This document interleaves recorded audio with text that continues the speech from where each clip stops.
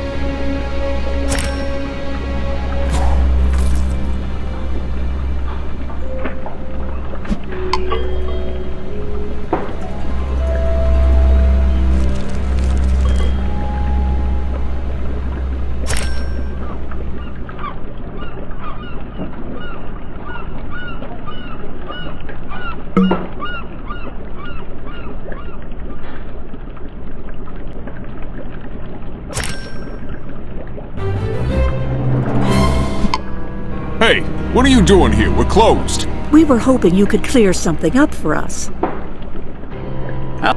Good. Best season we've had in years.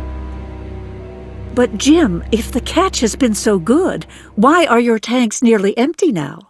And why did you have so few lobsters yesterday morning that you sent me to Peter instead? Well, Speaking of Peter's catch, you got an explanation for how a lobster can get into a trap already banded with one of your bands? You were putting lobsters from your tanks into Peter's traps, weren't you, Jim? That's why you have that searchlight, to help you find his traps at night. Okay, yeah, I was. It was costing me plenty, too, since I had to buy them back from him once he hauled them in. Why go through all that trouble? Because my business depended on it. Look, if the Marine Research Lab confirms that there are low numbers of lobsters being caught, the government's going to start imposing limits on how many lobsters the guys can bring in. And that, in turn, would limit how many you have available for sale. So you stacked the deck. Well, that's one way to put it, yeah. I went out after dark, hauled Peter's traps, and stocked them with extra lobsters so that the numbers he reported to the lab looked good. No, Peter was clueless. Besides, Sheriff, if Jim was successfully stacking the deck, then Peter was worth more to him alive than dead. Okay, but don't take any last-minute vacations. Jim couldn't have put those lobsters in Peter's traps by himself. He would have had to have help from someone with a boat. Yeah, and from the evidence we've seen, I bet that it's Andy who's been doing the helping. Tomorrow we'll have another early morning interview with him. Seth called me last night. He said the blood traces on those broken pieces of glass match Peter's blood type and not Greg's. It looks that way. Maybe Greg had a motive we haven't figured out yet. Or maybe Andy made a stop at the lab after he left the Harborside Tavern. Or maybe he and Mick are covering for each other because they killed Peter together. Well, we can ask Andy about it right now. His boat is right over there. Oh, dear. Poor Andy. Looks like someone got to him before we did, Mrs. F.